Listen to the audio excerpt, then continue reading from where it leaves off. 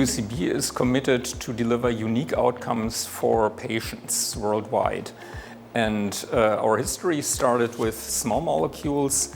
We then went on to biologics and were able to address diseases that were previously untractable with small molecules. Now with gene therapy, we are aiming at new horizons, diseases that we couldn't treat before. An example for this already out there is the gene therapy for spinal muscular atrophy in children that now allows these children who would have previously died to live and thrive. And we are aiming for similar outcomes with our gene therapies in our pipeline. ATMP are important for Belgium because Belgium really provides a unique environment where ATMPs can thrive and make a difference for people.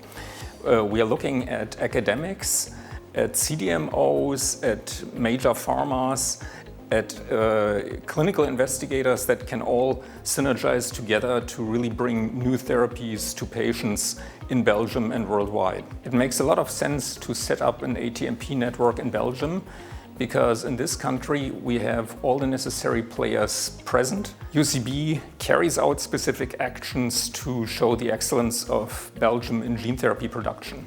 Actually, if you just step out of the building here and look to your left, you'll see the Genesis plant going up.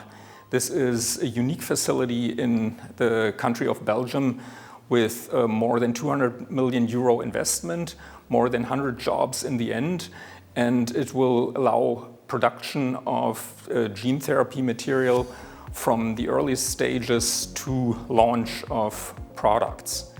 Beyond that investment in facilities, we are also very actively involved in talent for manufacturing, both in collaboration with other companies in this space, but also working with Essentia and BioWin. We are excited about the opportunities for ATMP in Belgium, in particular the Biotech Valley vision that the government has rolled out.